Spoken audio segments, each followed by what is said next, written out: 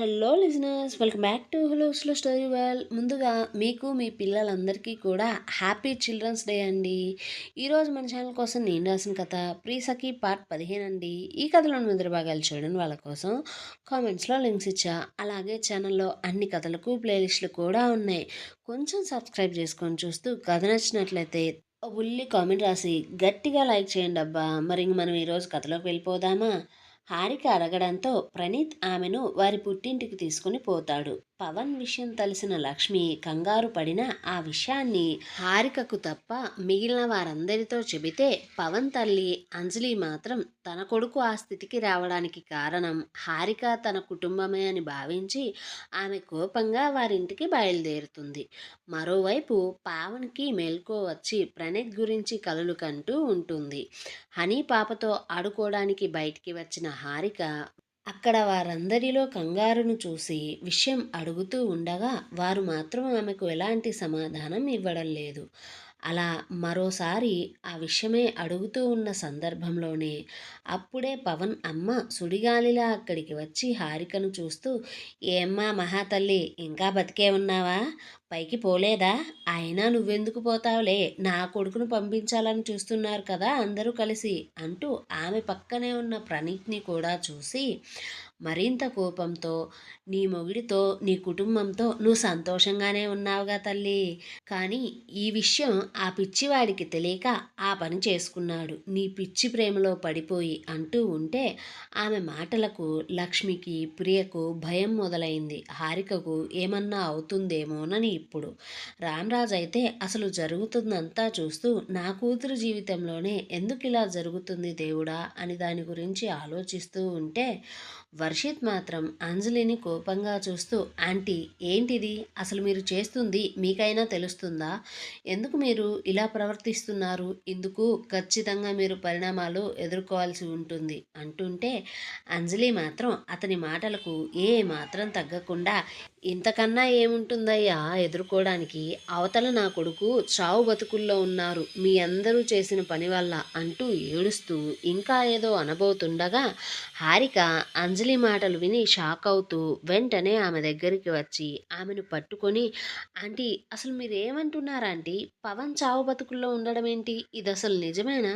అసలు ఏమైంది తనకి? ఇప్పుడు ఎక్కడున్నాడు? ఎలా ఉన్నాడు? అంటూ హారిక చాలా భయంగా దాని గురించి ఆలోచిస్తూ ఉంటే హారిక శరీరం అంతా కూడా వనకడం మొదలైంది. ఆమె ఆతృతను చూసిన అంజలి మాత్రం, అసలు ఏమని చెప్పాలమ్మా నీకు? చేసిందంతా చేసి ఇప్పుడు అడుగుతున్నావా తీరిగ్గా? వాడికి నీతో పెళ్లి కాలేదని తట్టుకోలేక నువ్వు వాడి జీవితంలో లేవని నిజాన్ని భరించలేక ప్రాణం తీసుకోబోయాడు. ఇప్పుడు వాడు చావు బతుకుల్లో హాస్పిటల్లో ఉన్నాడు. సమయానికి నీ అత్త కూతురు, అదే మీ ఫ్రెండ్ ఉంది కదా కమల్ని, చూసి కాపాడింది. ఆ విషయం మీతో చెప్పడానికి ఫోన్ చేసి వాడు ఆ స్థితిలో కూడా నిన్నే కలవరిస్తున్నాడు అని నిన్ను హాస్పిటల్కి తీసుకుని రమ్మని మీ అమ్మకు ఫోన్ చేసి చెప్పినా సరే మీ అమ్మ మాత్రం ఏమీ తెలియనట్లు చూడు ఎలా చూస్తుందో అంటూ ఉంటే లక్ష్మి ఆ మాటకు భయంతో హారికనే చూస్తూ ఉంది. ఇప్పుడు ఆమె ఎలా రియాక్ట్ అవుతుందో అని. హారిక వెంటనే కోపంతో తల్లి దగ్గరికి వెళ్ళి ఆమె భుజాల చుట్టూ చేతులు వేసి తల్లిని కోపంగా చూస్తూ ఆమె భుజాలను గట్టిగా పట్టుకొని ఊపుతూ, అమ్మ అమ్మ ఏంటిదమ్మా? ఆంటీ చెప్పిందంతా నిజమేనా? అందుకనేనా మీరు ఇందాకటి నుంచి అలా ఉన్నారు?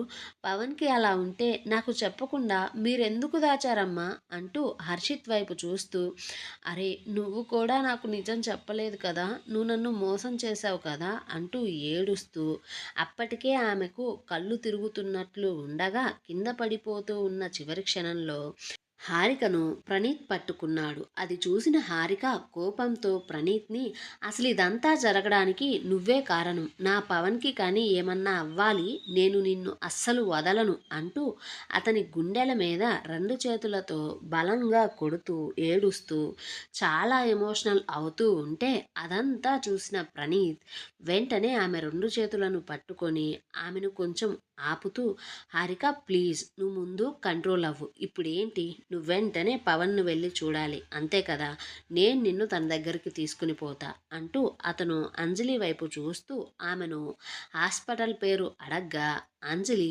నిమ్స్ అని చెప్పడంతో ప్రణీత్ ఆ పదం వినగానే ఒక నిమిషం పాటు ఆలోచించుకొని ఏది ఏమైనా పర్వాలేదు, జరిగేదాన్నంతా నేను చూసుకుంటాను అని మనసులో అనుకొని తన అక్క వాణిని కూడా పిలిచి హనీని మాత్రం లక్ష్మికి అప్పచెప్పి బయలుదేరగా వర్షిత్ అదంతా చూస్తూ అతనికి ప్రణీత్ అంటే ఏంటో అర్థం కాక అయోమయంలో అతను కూడా తన కారులో హాస్పిటల్కి బయలుదేరుతూ ఉండగా రామ్రాజ్ ప్రియా కూడా అతనితోనే హాస్పిటల్కి కారులో బయలుదేరారు.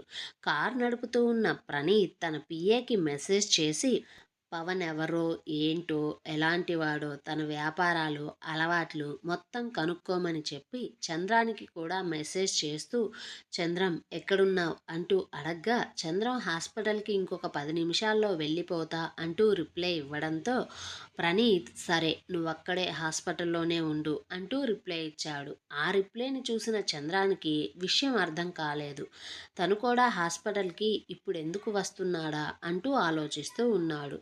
మరోవైపు డాక్టర్స్ పావనిని చెక్ చేసి తనకు ఇక ఎలాంటి ప్రాబ్లం లేదు అంటూ చెప్పి అక్కడి నుండి వెళ్ళిపోగా ఆ తరువాత గంగాధర్ విజయమ్మ ఆ రూమ్ లోపలికి రాగా పావని వారిని చూస్తూ చిన్న నవ్వుతో ఇంకా వారి వెనక ఎవరైనా వస్తున్నారా అంటూ డోర్నే చూస్తూ ఉంటే గంగాధర్ మనవరాలి దగ్గరికి వచ్చి ఆమె పక్కనే చైర్ వేసుకుని కూర్చొని పావని ఏంటమ్మా ఇది, ఎందుకు ఇలా చేసుకున్నావు, నీకేమన్నా అయితే మేమేమైపోవాలి చెప్పు, మా ముసలి ప్రాణాలు రెండూ కూడా నీ మీదే పెట్టుకుని బ్రతుకుతున్నాం కదా, అయినా ఏదైనా బ్రతికి సాధించాలి, సచ్చి కాదు, ఇంకెప్పుడు ఇలా చేసుకోకు, ఇలా చేసుకోవడం తప్పు కదా అంటుంటే విజయమ్మ బాధగా పావని తల నిమురుతూ ఉంది.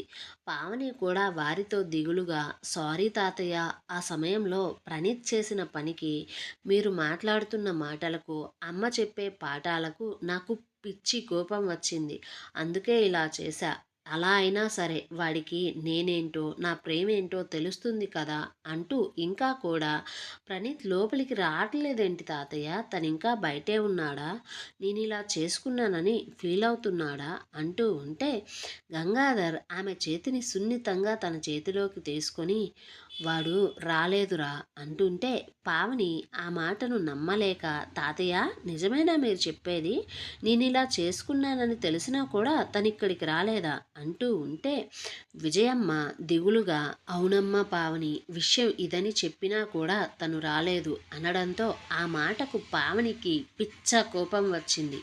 ఆ కోపంలో ఆమె తన 2 కళ్ళను గట్టిగా మూసుకొని ఎంత నొప్పిగా ఉన్నా సరే ఆమె తన చేతులను గట్టిగా బిగించి బ్లాంకెట్ని పట్టుకుని తాత అయితే ఇంకా వాడిని ఎన్నాళ్ళుగా బెదిరిస్తూ వస్తున్నాం కదా విడాకులు ఇస్తామని, సో ఇప్పుడు వాడి అక్కకు నిజంగానే చంద్రంతో విడాకుల నోటీసును పంపించండి, హనీ కోసం మనం కోర్టులో పిటిషన్ వేస్తామంటూ చెప్పండి అంటూ ఉంటే అప్పుడే చంద్రం లోపలికి వచ్చి మీరు ఇంకా కూడా మారరా, అసలు ఏంటి మీ బ్రతుకులు, ఇంత నీచంగా తయారవుతున్నారు మీరు, అయినా నీకంత శ్రమ అవసరం లేదు పావని, ప్రణీత్ తనంతట తానే తన అక్కతో మన మీద కేసు వేయించాడు, విడాకుల నోటీస్ కూడా పెట్టించాడు, హనీ పాప కోసం కోర్టులో పిటిషన్ కూడా వేశాడు, వాటన్నిటికీ సాక్ష్యంగా ఇంతకాలం మనం వాళ్ళని బెదిరిస్తూ చేస్తున్న బాగోతం ఉంది కదా అదంతా కూడా కోర్టుకి సాక్ష్యంగా ఇచ్చేశాడు. ఇంతకు మించిన విషయం ఏంటో చెప్పనా, వీటన్నిటికీ బోనస్గా నువ్వు చేసిన పిచ్చి పని మీద కూడా కేసు పెట్టాడు. అసలు ఇదంతా జరగడానికి కారణం నీకు పట్టిన పిచ్చేనే, నీ వల్ల నీ పొగరు వల్ల ఎంతమంది ఎన్ని రకాలుగా బాధపడుతున్నారో ఇప్పటికైనా నీకు తెలుస్తుందా లేదా, కనీసం ఇప్పటి నుంచైనా మీరంతా మారతారా లేదా అంటూ ఉంటే చంద్రం మాటలు విన్న పావనికి ఫీజులు పూర్తిగా ఎగిరిపోయి అసలు ఎందుకురా వాడు ఇలా అంతా చేశాడు, నేను ఇంతగా వాడి కోసం ప్రేమిస్తూ ప్రాణాల మీదకు తెచ్చుకున్నా కూడా నా ప్రేమ వాడికి అర్థం కాదా, నేనెప్పుడు అతనికి అసలు అమ్మాయిలా కూడా కనిపించలేదా, నాలో ఏం లోపం ఉంది తాతయ్య అంటూనే పావని గంగాధర్ వైపు చూస్తూ తాత, ఇక మనం కూడా ఇంత దూరం వచ్చిన తర్వాత ఎందులోనూ తగ్గద్దు. నేను చేయాల్సింది నేను కూడా చేస్తా. ఏం చేస్తాడో నేను చూస్తా. సో మనము తనకు విడాకులు ఇచ్చి హనీ పాపను అడ్డు పెట్టుకొని కొత్తగా గేమ్ని స్టార్ట్ చేద్దాం అంటూ ఉంటే, గంగాధర్ కూడా తన మాటల గురించి బాగా ఆలోచించుకొని, అయినా విడాకులు అంటే అనుకున్నంత సులువు కాదురా, కోర్టులంటూ కేసులంటూ చాలా తతంగాలే ఉంటాయి. ఈలోపు మనం కూడా చాలా చేయొచ్చు అంటూనే గంగాధర్, అరే చంద్రం, ముందు నువ్వు మన లాయర్కి ఫోన్ చెయ్యి, నాతో ఈ కేసులన్నిటి గురించి మాట్లాడదాం, అవసరమైతే వానికి విడాకులిచ్చి పిల్ల కోసం కోర్టులో పోరాడదాం, అప్పుడే వాడు హనీ కోసమైనా సరే మన కాలబేరానికి వస్తాడు అంటూనే గంగాధర్ సుందరానికి ఫోన్ చేసి ఎంతవరకు వచ్చిందిరా నీ ఎంక్వైరీ అంటూ అడగ్గా, సుందర్, తాత మీ ఆలోచన అయితే సూపర్ తాత, హారిక గురించి నాకు అంతా తెలిసింది, మనం తెలుసుకున్న దాంట్లో ఉపయోగపడే చాలా మేటర్ ఉంది, నేను వెంటనే హాస్పిటల్కి బయలుదేరి వస్తున్నా, పావనిని ఇంక అస్సలు దిగులు పడద్దని చెప్పు, మనం వాడిని ఇప్పుడు ఒక ఆట ఆడుకోవచ్చు అంటూ బయలుదేరుతున్నాడు. ఆ మాటలన్నీ ఫోన్ నుంచి విన్న పావని ముఖంలో సంతోషం వచ్చి చేరింది.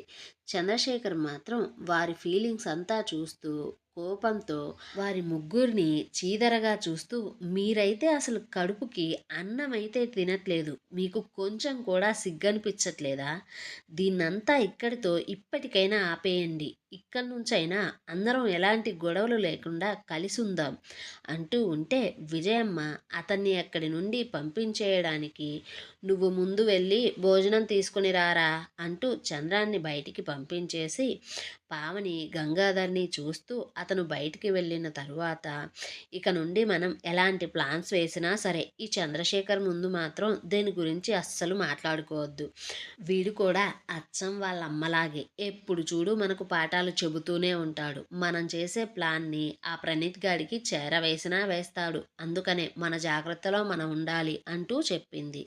హాస్పిటల్ పార్కింగ్లో కారు ఆపి హారికను అంజలిని తీసుకొని ప్రణీత్ పవన్ రూమ్ వైపు వెళ్తూ ఉంటే, చంద్రం వారిని చూసి వారి వెనకనే వెళ్తున్న వాణి చెయ్యి పట్టుకొని పక్కకు లాగి, అసలు మీకు బుద్ధుందా, ఎందుకు ఇప్పుడు ఇలాంటి సమయంలో హారికను తీసుకొని పావని దగ్గరికి వచ్చారు అంటుంటే, వాణి మాత్రం అతనితో విషయమంతా చెప్పింది. దాంతో చంద్రం వెటకారంగా, అసలు వీడి పెళ్ళేమోలే కానీ అది జరిగిన దగ్గర నుంచి అందరికీ చావడమే దారిగా కనిపిస్తుందా ఏంటి అంటూ అతను కూడా ప్రణీత్ వెంటే బయలుదేరాడు. ఫుడ్ విషయం డ్రైవర్తో చెప్పి ఫోన్ పెట్టేశాడు. అలా ఐసీయూ ముందు నుంచున్న హారిక ఏడుస్తూ లోపల ఉన్న పవన్ని చూస్తూ ఉంటే ఆమెకు గుండె పగిలిపోయేంత బాధగా ఉంది. ఆమెను ఓదార్చడానికి ప్రియ ప్రయత్నిస్తూ ఉంటే ప్రణీత్ వెంటనే ఆ హాస్పిటల్ ఎండీతో ఫోన్లో మాట్లాడుతూ పేషెంట్ వివరాలను తెలుసుకుంటూ ఉంటే, అతనికి నిజంగానే పవన్ మెడిసిన్ తీసుకున్నట్లుగా తెలిసి అతనికి కొంచెం గిల్టీగా అనిపిస్తూ ఉంది. పవన్ తండ్రితో రామ్రాజు మాట్లాడుతూ ఉంటే మళ్ళీ అంజలి తన కొడుకును అలా చూసి ఉక్రోషంతో ఇష్టం వచ్చినట్లుగా వర్షిత్ని, రామ్రాజ్ను, హారికను ఎలా పడితే అలా మాట్లాడుతూ ఉంది. అయితే అక్కడ వీరి ఎవ్వరికీ తెలియని విషయం ఏంటంటే, వారికి పక్క రూంలోనే పావని ఉంది. ఆ విషయం తెలిసిన చంద్రం కంగారుతో వాణితో అదే విషయం చెప్పగా, ఇప్పుడు ఏం చేద్దామంటూ వాళ్ళిద్దరూ కూడా ఆలోచిస్తూ ఉన్నారు. తన అక్క పరిస్థితిని చూసిన వర్షిత్కు ఇప్పుడు ఏం చేయాలో, ఎలా చేయాలో, ఆమెను అసలు ఎలా ఓదార్చాలో తెలియక ఏదో ఆలాపనగా అక్కడ చుట్టుపక్కలంతా చూస్తూ కమల్నిని చూడగా, ఆమె మాత్రం హారికను, ఆమె ఏడుపును చూస్తూ నవ్వుతూ కనిపించింది.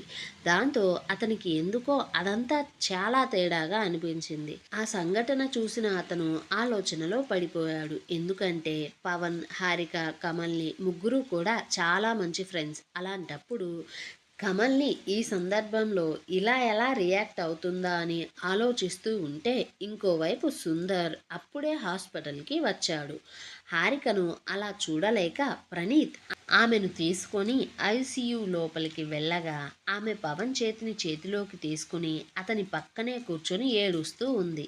అయితే అదంతా చూస్తున్న వారికి అతని మనసేంటో, అతని ఉద్దేశమేంటో, అసలు అతను ఎలాంటి వాడో అర్థం కావడం లేదు ఎవ్వరికి. కమల్ని అక్కడికి అంతమంది వచ్చినా సరే వారిలో ఎవరినీ పట్టించుకోకుండా కేవలం అంజలిని మాత్రమే పట్టించుకుంటూ ఆమెతో మాట్లాడుతూ ఆమె పక్కనే కూర్చుంటూ ఆమెకు టీ తీసుకుని రావడం కోసం వెళ్ళిపోతూ ఉంటే అంజలి తన ఫోన్ ఇంటి దగ్గరే మర్చిపోవడంతో తన బంధువులకు ఫోన్ చేసుకోవడం కోసం కమల్ని ఫోన్ తీసుకుంది. అయితే ఆ ఫోన్ ఐఫోన్ అవ్వడం వల్ల ఆమెకు అది హ్యాండిల్ చేయడం రాక వర్షిత్ సాయం అడగ్గా వర్షిత్ ఆ ఫోన్ తీసుకుని చూస్తూ షాక్ అయిపోయాడు. దాంతో వెంటనే తనకు కావలసిన వివరాలన్నీ కూడా నిమిషాలలో తన నెంబర్లోకి పంపించుకొని ఆ ఫోన్ని తిరిగి అంజలికి ఇచ్చి లోపల ఉన్న పవన్ని కోపంగా చూస్తూ పక్కనే ఉన్న తన అక్కను చూస్తూ ఉంటే అతనికి చాలా జాలిగా భయంగా కూడా అనిపిస్తూ ఉంది. ఇప్పుడు తనకు తెలిసిన విషయంతో ఏం చేయాలో ఎలా చేయాలో ఎవరికి చెప్పాలో ఆ మోసం నుంచి ఎలా బయటపడాలో కూడా తెలియడం లేదు. కానీ అతని మనసులో మాత్రం ఆ విషయం తెలిసినప్పటి నుంచి పిచ్చ కోపం వస్తూ ఉంది. ఇంకోవైపు అక్కడే మరో రూమ్లో ఉన్న పావని ఆ హాస్పిటల్లో ఉండను అంటూ గొడవ చేస్తూ ఇంటికి వెళ్తాను అంటే గంగాధర్ అందుకు కావాల్సిన ఫార్మాలిటీస్ అన్నీ పూర్తి చేసుకుని వస్తా అంటూ అప్పుడే ఆ రూమ్ నుండి బయటికి వచ్చాడు. అయితే ఆ గది బయటికి వచ్చిన అతనికి చంద్రం వాణి ఎదురుగా కనిపిస్తూ ఉన్నారు. పవన్ని అలా చూసిన హారిక ఇప్పుడు ఎలాంటి నిర్ణయం తీసుకుంటుంది? వర్షిత్ తెలుసుకున్న నిజమేంటి? ఆ నిజాన్ని తను ఎలా నిరూపిస్తాడు? ఇప్పుడు ప్రణీత్ అక్కడే ఉన్నాడు అని తెలిస్తే పావని ఇప్పుడు ఎలాంటి సీన్ క్రియేట్ చేస్తుంది? తన కళ్ళ ఎదురుగా మనవడు వాణితో ఉండాన్ని చూసిన గంగాధర్ ఎలా రియాక్ట్ అవుతాడు? ఇప్పుడు ఆ హాస్పిటల్లో అసలు ఏం జరగబోతుంది? ఈ విషయాలన్నిటికీ సమాధానం కోసం మన ఛానల్ని సబ్స్క్రైబ్ చేసి ఈ వీడియోని లైక్ చేసి మన ఛానల్ మీద ఒక కన్నేసి ఉంచండి అబ్బా కొంచెం.